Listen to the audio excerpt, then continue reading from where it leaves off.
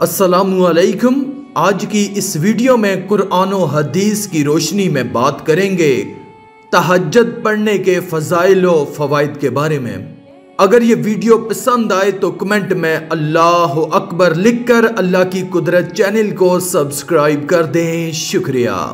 اللہ تعالیٰ نے انسان کو اس دنیا میں صرف اور صرف اپنی عبادت، اپنی معرفت اور اپنی پہچان کروانے کے لیے بھیجا ہے، تاکہ وہ اللہ تعالیٰ کی عبادت اور اس کی بندگی کر کے اس کی ذات کو پہچان کر اور اس کی معرفت حاصل کر کے اس دنیا میں اللہ تعالیٰ کو راضی کر لے، اور پھر آخرت کی ہمیشہ ہمیشہ کی زندگی عیش و عشرت اور راحت و آرام میں بسر کرے۔ یہی وجہ ہے کہ حضرات انبیاء علیہ السلام اور صحابہ اکرام نے اپنے تمام شعبہ زندگی، معاشرت و معیشت، خوشی و غمی، تنگ دستی و فراوانی کے ہر وقت اور ہر لمحہ میں اس عظیم مقصد کو اپنے سامنے رکھا اور اس کے اختیار کرنے میں ہمیشہ کوشاں رہے۔ وہ دنیاوی کاروبار، زراعت و تجارت، صنعت و حرفت وغیرہ بھی کرتے تھے، لیکن ان کے دل ہمیشہ اللہ تعالیٰ کی محبت میں مست و سرشار رہتے اور کسی وقت بھی اس کی یاد سے غافل نہیں رہتے تھے۔ ایسے ہی لوگوں کے بارے میں اللہ تعالیٰ نے قرآن مجید میں فرمایا ہے، یہ وہ لوگ ہیں کہ جنہیں کوئی تجارت یا کوئی خرید و فروخت نہ اللہ کی یاد سے غافل کرتی ہے، نہ نماز قائم کرنے اور نہ زکوٰۃ دینے سے۔ یہی وہ لوگ ہیں جو رات جیسے پرسکون وقت میں بھی راحت و آرام کے بجائے اپنے محبوب حقیقی کے سامنے عبادت و بندگی کے لیے دست بستہ کھڑے ہوتے ہیں، اور نماز میں اس کے سامنے راز و نیاز میں مشغول ہو جاتے ہیں۔ اللہ تعالیٰ نے انہی لوگوں کا قرآن مجید میں مختلف انداز میں ذکر فرمایا ہے۔ چنانچہ ایک جگہ ارشاد ہے، ان کے پہلو رات کے وقت اپنے بستروں سے جدا رہتے ہیں، وہ اپنے رب کو ڈر اور امید کے ملے جلے جذبات کے ساتھ پکار رہے ہوتے ہیں، اور ہم نے ان کو جو رزق دیا ہے وہ اس میں سے نیکی کے کاموں میں خرچ کرتے ہیں۔ چنانچہ کسی متنفس کو کچھ پتہ نہیں کہ ایسے لوگوں کے لیے آنکھوں کی ٹھنڈک کا کیا سامان ان کے اعمال کے بدلے میں چھپا کر رکھا گیا ہے۔ ایک دوسری جگہ ارشاد ہے کہ وہ رات کے وقت کم سوتے تھے اور سحری کے اوقات میں وہ استغفار کرتے تھے۔ اسی طرح ایک اور جگہ ارشاد ہے، اور رحمان کے بندے وہ ہیں جو راتیں اس طرح گزارتے ہیں کہ اپنے پروردگار کے آگے کبھی سجدے میں ہوتے ہیں اور کبھی قیام میں۔ اسی طرح ایک اور جگہ ارشاد ہے کہ بھلا کیا ایسا شخص اس کے برابر ہو سکتا ہے جو رات کی گھڑیوں میں عبادت کرتا ہے، کبھی سجدے میں کبھی قیام میں، آخرت سے ڈرتا ہے اور اپنے پروردگار سے رحمت کا امیدوار ہے۔ کہو کہ وہ جو جانتے ہیں اور جو نہیں جانتے سب برابر ہیں۔ ایک اور جگہ اللہ تعالیٰ ارشاد فرماتے ہیں کہ اور رات کے اوقات میں بھی تسبیح کرو اور دن کے کناروں میں بھی، تاکہ تم خوش ہو جاؤ۔ ایک اور جگہ ارشاد ہے کہ بے شک رات کے وقت اٹھنا ہی ایسا عمل ہے جو جس سے نفس اچھی طرح کچلا جاتا ہے اور بات بھی بہتر طریقے پر کہی جاتی ہے۔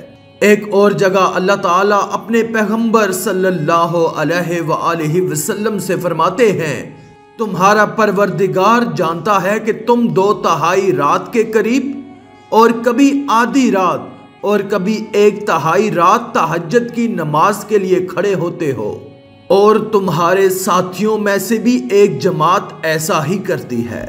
ایک اور جگہ ارشاد فرماتے ہیں کہ اور رات کے کچھ حصے میں تہجد پڑھا کرو، جو تمہارے لیے ایک اضافی عبادت ہے۔ امید ہے کہ تمہارا پروردگار تمہیں مقام محمود تک پہنچائے گا۔ اسی طرح احادیث مبارکہ میں بھی تہجد کی نماز پڑھنے کے بے شمار فضائل اور مختلف قسم کی ترغیبات وارد ہوئی ہیں۔ چنانچہ حضرت عبداللہ بن سلام رضی اللہ تعالیٰ عنہ فرماتے ہیں کہ جب حضور اقدس صلی اللہ علیہ وآلہ وسلم مدینہ منورہ تشریف لائے تو لوگ آپ صلی اللہ علیہ وآلہ وسلم کی طرف دوڑنے لگے اور کہنے لگے کہ حضور تشریف لائے ہیں، میں بھی لوگوں کے ساتھ آیا تاکہ دیکھوں کہ واقعی آپ نبی ہیں یا نہیں۔ میں نے آپ کا چہرہ مبارک دے کر کہا کہ یہ چہرہ جھوٹے شخص کا نہیں ہو سکتا۔ وہاں پہنچ کر جو سب سے پہلا ارشاد رسول اللہ کی زبان سے سنا وہ یہ تھا کہ لوگوں آپس میں سلام کا رواج ڈالو اور غرباء کو کھانا کھلاؤ اور صلح رحمی کرو، اور رات کے وقت جب سب لوگ سوتے ہیں تہجد کی نماز پڑھا کرو تو سلامتی کے ساتھ جنت میں داخل ہو جاؤ گے۔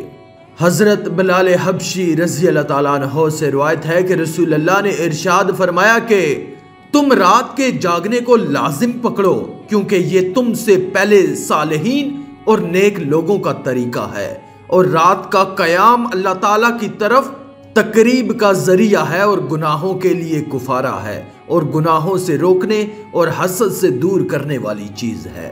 حضرت ابو سعید خدری رضی اللہ تعالیٰ عنہ سے روایت ہے کہ نبی کریم نے ارشاد فرمایا کہ 3 قسم کے آدمیوں سے حق تعالیٰ شانہ بہت خوش ہوتے ہیں۔ ایک اس آدمی سے جو رات کو تہجد کی نماز کے لیے کھڑا ہو، دوسرے اس قوم سے جو نماز میں صف بندی کرے، اور تیسرے اس قوم سے جو جہاد میں صف بنائے تاکہ کفار سے مقابلہ کرے۔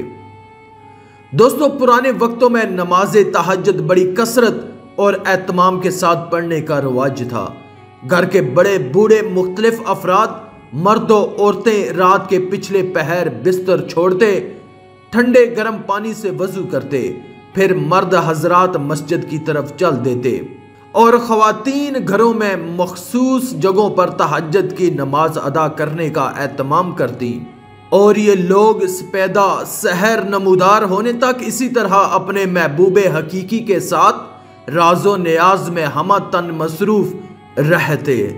لیکن آج بہت دکھ اور افسوس کے ساتھ یہ کہنا پڑ رہا ہے کہ جب سے نت نئی ایجادات، ٹی وی، وی سی آر، ڈش اور انٹرنیٹ بالخصوص فیس بک وغیرہ متعارف ہوئے ہیں، تب سے ہم مسلمانوں سے ہمارا یہ قومی اور دینی ورثہ مکمل طرح چھوٹ گیا۔ اللہ تعالیٰ سے دعا ہے کہ ہمیں تہجد کی نماز پڑھنے کی توفیق عطا فرمائے، اور نیک اعمال کرنے اور برائی سے بچنے اور بچانے کی توفیق عطا فرمائے، آمین یا رب العالمین۔ آج کی اس ویڈیو میں تھا بس اتنا ہی۔ مزید اسلامی ویڈیوز حاصل کرنے کے لیے اللہ کی قدرت چینل کو سبسکرائب کر دیں اور ساتھ میں موجود بیل کے آئیکن کو دبا کر آل پر کلک کر دیں۔ شکریہ۔